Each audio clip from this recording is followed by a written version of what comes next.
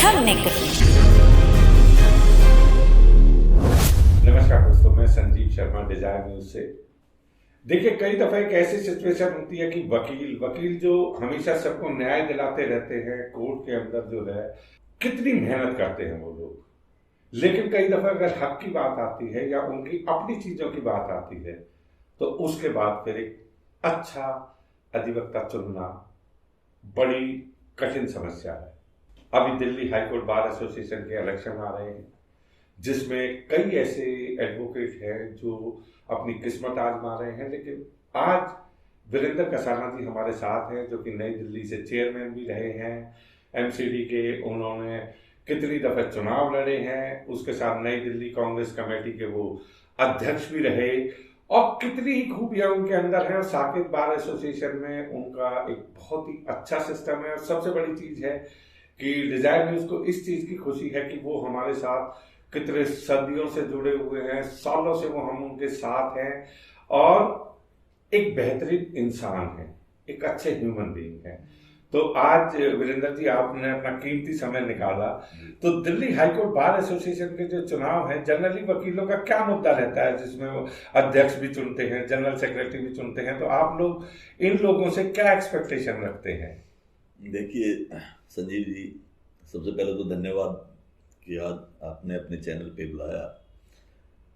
कहीं का भी चुनाव हो, मुद्दा अक्सर एक ही रहता है कि जो व्यक्ति आगे चुनाव लड़ रहा है, वो जिनके लिए चुनाव लड़ रहा है उनके कभी काम आएगा नहीं आएगा। किसी तरह का चुनाव हो, अगर निगम का चुनाव है तो निगम के काम वो करा पाएगा नहीं करा पाएगा, विधानसभा का चुनाव है तो क्या विधानसभा में आपका प्रतिनिधित्व करते हुए आपकी समस्याओं को वहाँ उठाएगा नहीं उठाएगा। इसी तरह से अगर कोर्ट्स का भी चुनाव है, मैं खुद सेक्रेटरी नई Delhi bar association Patiala house रह चुका हूँ, और रमेश गुप्ता जी की जहाँ तक बात है और उनके मुकाबले में दूसरे जो कैंडिडेट हैं उनकी जहाँ तक बात है, आज हाई कोर्ट के अंदर बड़ा रोचक मुकाबला होने जा रहा है। अब जो वहाँ पर वोटर है उसके जहन में, उसके दिमाग में कई सारे मुद्दे हैं। जैसे मैं रमेश गुप्ता जी की ही बात करता हूँ, 1984 में पटियाला हाउस कोर्ट के अंदर वो बहुत छोटी उम्र में, यंग एज में उन्होंने चुनाव जीता सेक्रेटरी का। और उस वक्त हमारे कई मुद्दे थे, कोर्ट को शिफ्ट का मामला था, 30 जारी से सिविल की कोर्ट यहाँ आनी थी, वो लड़ाइयाँ लड़ी। उसके बाद में 2000 में वो फिर बार के प्रेसिडेंट बने नई दिल्ली बार एसोसिएशन के, पटियाला हाउस के। उसके बाद में बार एसोसिएशन के साथ साथ बार काउंसिल के चेयरमैन रहे 3 दफा। जब चेयरमैन रहे, बार काउंसिल के पास अपनी बिल्डिंग नहीं थी। आज सिटी फोर्ट रोड के ऊपर दिल्ली बार काउंसिल की अपनी बिल्डिंग है। तो कई काम, अब पीछे कोरोना रहा 2 साल, हर व्यक्ति उससे प्रभावित रहा, हम भी रहे, आप भी रहे। जब कोरोना का समय था तो आपने देखा होगा कि हर व्यक्ति ने मदद के दरवाजे बंद कर दिए थे। कुछ लोग थे जो आगे आए, जिन्होंने मदद करी, बहुत मदद की। रमेश गुप्ता जी वो शख्सियत हैं जिन्होंने कोरोना के समय में chairman bar council of Delhi रहते हुए वकीलों की बहुत मदद करी। और अभी भी आप दिल्ली में अगर आप चर्चा किसी वकील से करेंगे तो दिल्ली में वकीलों को एक ग्रुप इंश्योरेंस स्कीम के तहत लाया गया है। उस ग्रुप इंश्योरेंस स्कीम का अगर कोई मेन किरदार है तो वो रमेश गुप्ता जी हैं, जिन्होंने अपने लिए नहीं सारे वकील समाज के लिए सोचा है। और उसमें भी एक और इशू आ रहा था कि केवल दिल्ली के वकीलों को ही इंश्योरेंस दिया जाएगा, एनसीआर में जो रहते हैं उनको नहीं दिया जाएगा, क्योंकि वो एनसीआर में रहते हैं। अगर आज हम बात करते हैं गुड़गांव या नोएडा, तो दिल्ली का हिस्सा है, उनको आप कैसे रोक सकते हो? तो अब उनको भी उस स्कीम में जुड़वाने का काम रमेश गुप्ता जी ने किया है। तो आज मुद्दे वही है कि वकील भी वोट ये सोच के करेगा कि हम जिसको चुनाव में वोट देने जा रहे हैं वो हमारे कितने काम आएगा, या उसने वकीलों की इस कम्युनिटी के लिए, हमारी एडवोकेट्स फर्टर्निटी के लिए क्या किया है। तो गुप्ता जी का एक बड़ा लंबा एक्सपीरियंस है, फर्स्ट जनरेशन लॉयर हैं, उनके फादर गवर्नमेंट सर्वेंट थे। आज उन्होंने जमीन से लेके आज आसमान तक की जो ऊंचाई उन्होंने तय की है, उसके पीछे बहुत बड़ा संघर्ष है। तो मैं समझता हूँ कि जो व्यक्ति संघर्षशील होता है वो व्यक्ति किसी भी क्षेत्र में अगर आगे आएगा, काम करेगा, तो निश्चित तौर पे जिनके लिए वो आगे आ रहा है उनका जरूर भला हो पाएगा।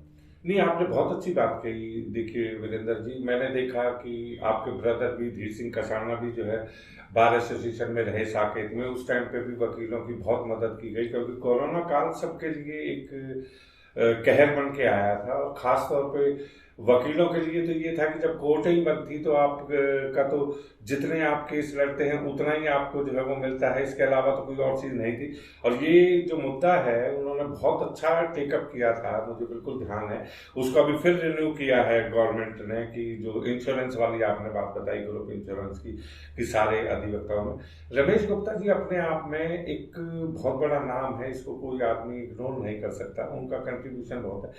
क्या आप ये देखिए वीरेंद्र जी कि जब इतने बड़े ओहदे पे एक आदमी पहुंच जाता है, वो इतने सीनियर एडवोकेट हैं, उसके बाद भी वो इन सब कामों के लिए समय निकाल पाते हैं? देखिए, ये आपने बहुत बढ़िया सवाल करा कि जो आदमी इतना बिजी लॉयर हैं, सीनियर एडवोकेट हैं, काम उनके पास बहुत है। मैंने आपको बताया कि उनके अंदर एक जज्बा है काम करने का। आपने कैलाश सत्यार्थी जी का नाम सुना है? बिल्कुल। जिनको नोबेल पुरस्कार से सम्मानित किया गया पीछे। कैलाश सत्यार्थी जी की जो संस्था है बचपन बचाओ आंदोलन, उस संस्था के संस्थापकों में से रमेश गुप्ता जी हैं। कैलाश सत्यार्थी जी के साथ उन्होंने काम किया। उन्होंने वकालत के पेशे में शुरुआत में भट्टा मजदूरों के बच्चों को, छोटे बच्चों को भट्टे पे जा जाकर वहां से छोटे बच्चों को निकलवाया, उनके लिए लड़ाई लड़ी, उनके मुकदमे उनके लिए लड़े, और भट्टा मजदूर से उन्होंने एक आंदोलन शुरू करा। और उसके बाद में वो बचपन बचाओ आंदोलन के रूप में इतना ज्यादा बड़े मुकाम पे पहुंचा। और कैलाश सत्यार्थी जी के साथ साथ रमेश गुप्ता जी का उतना ही योगदान उसके अंदर है। तो ये जज्बा है। बार एसोसिएशन में मैंने बताया कि वो ये सब कुछ करते हुए उसके बाद में उन्होंने 1984 में मैंने बताया कि सेक्रेटरी पटियाला हाउस कोर्ट का चुनाव जीता। उसके बाद में 2000 में फिर president Patiala house court bar का इलेक्शन उन्होंने जीता। बार काउंसिल में 3 बार वो चेयरमैन रहे हैं। और जहां उनको जो भी मौका मिलता है वहां पर वो सेवा के भाव से आगे आते हैं, समय निकालते हैं। बार काउंसिल दिल्ली की अपनी कोई बिल्डिंग नहीं थी, वकीलों के पास कोई अपना दफ्तर नहीं था, दिल्ली जैसी जगह में राजधानी में कोई दफ्तर नहीं था। रमेश गुप्ता जी ने बार काउंसिल के लिए सबके प्रयास रहे। मैं ये नहीं कहता कि रमेश गुप्ता जी की खाली 25 मेंबर होते हैं, सबके प्रयास रहे। डीडीए से एक प्लॉट हमने जमीन का सिटी फोर्ट रोड का लॉट कराया, उसके बाद में उसको बनाने की जिम्मेदारी रमेश गुप्ता जी ने ली। और आप समझिए कि जैसे रमेश गुप्ता जी ने ऐसे उसको बनाया जैसे कोई अपना घर बना रहा हो। ये कि जज्बा है, एक ही चाव है, एक ही शौक है काम करने का। तो मैं ये समझता हूँ कि अगर Ramesh Gupta ji high court bar association के अंदर एज ए प्रेसिडेंट आते हैं तो हाई कोर्ट के अंदर भी बहुत सारे मुद्दे हैं। नए नए वकील आ रहे हैं, उनको बैठने की जगह नहीं है, उनको प्रॉपर कहीं पर कैंटीन की व्यवस्था नहीं है। हम कहते हैं चैम्बर बनने चाहिए, हम कहते हैं सीट का अरेंजमेंट होना चाहिए, नए वकीलों के लिए कॉमन रूम होने चाहिए। आज हाई कोर्ट का एक्सपेंशन हो रहा है, नई बिल्डिंग बन रही है, जजेस की और बिल्डिंग बन रही है, लेकिन चैम्बर भी बन रहे हैं। लेकिन जो नए वकील आ रहे हैं जिनको वकालत में आए हुए 2-4 साल हुए, 5 साल हुए हैं, और जो सबसे बड़ी उसमें भी जो फर्स्ट जनरेशन का लॉयर है, मैं भी फर्स्ट जनरेशन लॉयर हूं, मेरे बाद मेरा भाई आया, लेकिन जो फर्स्ट जनरेशन लॉयर है जिसके घर परिवार में से कभी कोई वकील नहीं है, उसको बड़ी समस्याओं का सामना करना पड़ता है। उसको बैठने की जगह नहीं होती, उसको अपने सामान रखने की जगह नहीं होती है। तो ऐसे वकीलों की अगर कोई सोच सकता है, निश्चित तौर पे रमेश गुप्ता जी सोच सकते हैं। क्योंकि इसको मैं इस दावे के साथ कहता हूं कि 95 में पटियाला हाउस कोर्ट के अंदर बहुत वकीलों को बैठने की जगह नहीं थी। रमेश गुप्ता जी ने, अगर आप पटियाला हाउस कभी जाएं तो देखेंगे कि गेट नंबर 4 से जैसे ही आप घुसते हैं तो राइट हैंड के ऊपर BS मेहता कॉम्प्लेक्स जो है वो रमेश गुप्ता जी की देन है। उन्हीं के प्रयासों से वकीलों को पहले सीट दी गई और आज वो चैम्बर के रूप में सारे वकील अपना वहां से अपना काम कर रहे हैं। नहीं, देखिए वीरेंद्र जी, आपने कई चीजें उनकी बताई कि किस तरीके से वो बार एसोसिएशन के साथ सालों से जुड़े हुए हैं। अगर 84 की मैं बात करूं तो आज इन सारी चीजों को भी करीब 35-40 साल से भी ज्यादा वो हो गया। और फर्स्ट जनरेशन के लिए तो ये एक चैलेंज है कि कोई आदमी यहाँ से वहां तक पहुंचता है।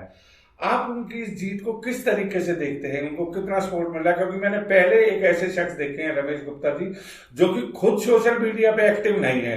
अदरवाइज तो एक आदमी जब राजनीति के अंदर आता है या वो किसी भी पोस्ट को लड़ता है तो वो बहुत ज्यादा एक्टिव रहते हैं। लेकिन रमेश गुप्ता जी के लिए मैं देखता हूँ कि कई लॉयर जो है वो उनके इतने साथी जिनके साथ उन्होंने एसोसिएशन किया वो बड़े एक्टिव हैं, तो आप उनकी जीत को किस नजरिए से देखते हैं? देखिए, आपने बड़ा अच्छा सवाल किया। वो क्यों एक्टिव है? ना केवल वकील, वकीलों के बाहर भी लोग उनकी मदद के लिए आतुर हैं, उनकी मदद करने के लिए तैयार हैं। कारण है उसका, अगर किसी वकील भाई का, बहन का कोई पर्सनल पारिवारिक मुकदमा आ गया, केस आ गया, तो रमेश गुप्ता जी ने केवल उसकी मदद नहीं की, उससे फीस भी नहीं ली। ये हर वकील के बस की नहीं है, हर वकील के काम नहीं है।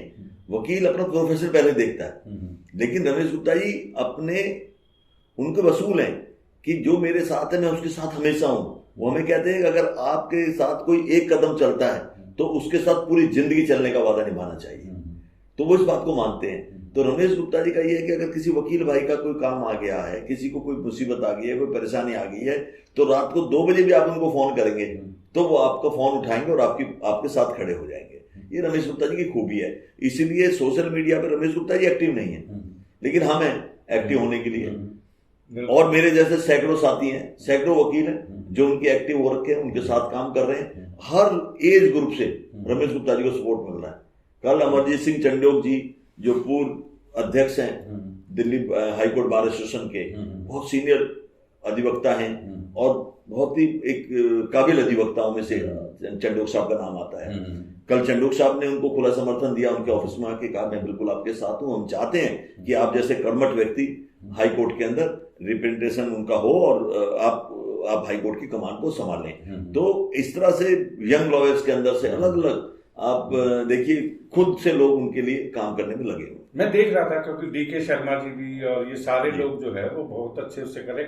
तो दोस्तों मैं सिर्फ इतना ही कहना चाहूंगा कि देखिए वकील फर्टर्निटी हमेशा समाज के लिए बहुत अच्छा काम करती रही है, और जो हमारे जितने भी साथी वकील हैं मैं तो उनसे एक ही चीज कहूंगा कि रमेश गुप्ता जी एक बहुत ही अच्छे ह्यूमन बीइंग है, बहुत अच्छे कानून के ज्ञाता हैं। जिन आदमी का कंट्रीब्यूशन एक समाज के लिए इतना लंबा हो तो उनका जीतना तो बनता ही है। तो प्रेसिडेंट के लिए डिजायर न्यूज उनको अभी से शुभकामनाएं देता है और भविष्य में वो इसी तरीके से लोगों की मदद करते रहें, मैं यही उम्मीद करता हूं। धन्यवाद दोस्तों। धन्यवाद। ऑन डिजायर न्यूज, वास्तविकता वही जो हमने कही।